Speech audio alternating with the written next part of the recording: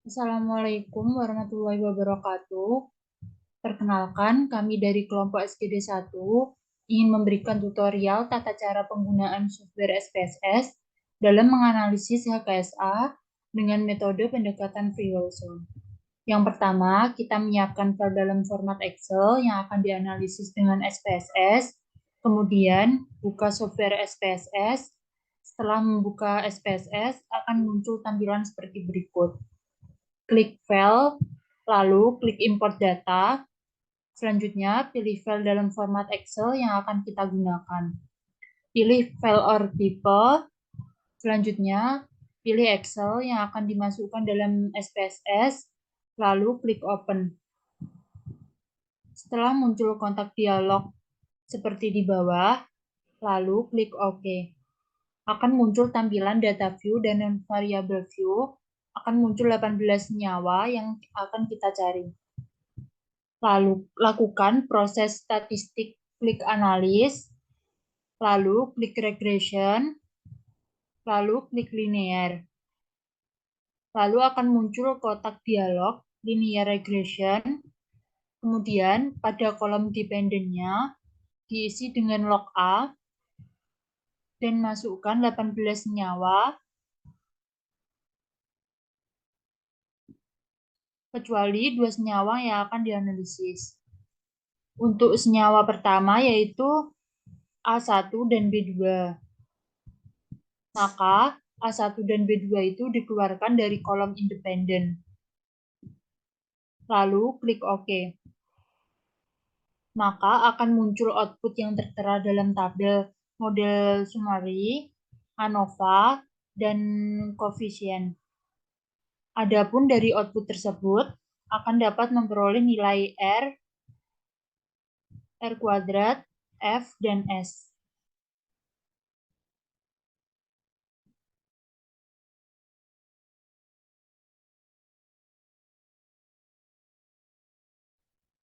Kemudian, lakukan hal yang sama seperti pada senyawa pertama,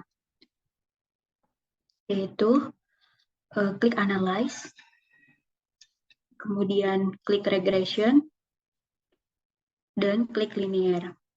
Lalu akan muncul kotak dialog seperti Linear Regression. Kemudian pada kolom dependen diisi dengan log A dan masukkan 18 senyawa kecuali 2 senyawa yang akan dianalisis. Untuk senyawa pertama yaitu A1 dan B1, maka A1 dan B1 dikeluarkan dari kolom independen. Kemudian klik OK. Maka akan muncul output yang tertera dalam tabel model summary, ANOVA, dan coefficient. Adapun dari output tersebut, kita dapat memperoleh nilai R, R kuadrat, F, dan S. Klik Analyze, kemudian klik Regression,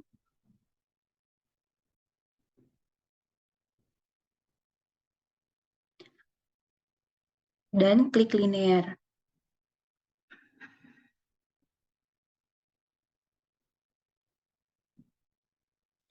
Setelah itu, lalu akan muncul kotak dialog seperti linear regression, kemudian pada kolom dependen diisi dengan log A, dan masukkan 18 senyawa kecuali 2 senyawa yang akan dianalisis.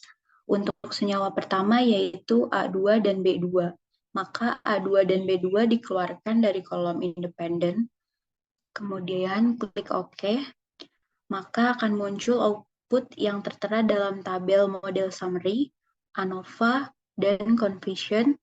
Adapun dari output tersebut, kita dapat memperoleh nilai R, R kuadrat, F, dan S.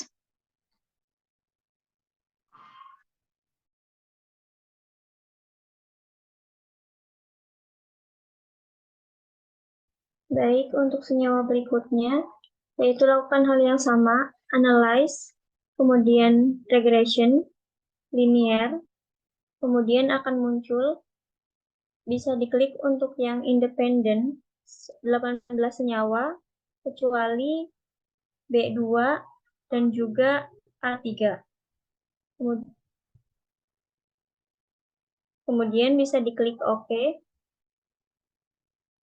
maka akan muncul kolom regression yang berisi mode summary, ANOVA, dan confis. Nah, untuk hasilnya itu, untuk yang mode summary dapat diperoleh nilai R, R kuadrat, dan S. Untuk nilai ANOVA dapat diperoleh nilai F. Selanjutnya, untuk senyawa yang kelima, yaitu regression linear, kemudian masukkan senyawa kecuali A3 dan E3. Kemudian klik OK. Kemudian akan dihasilkan output regression berupa model summary, kemudian ANOVA, dan koefisien.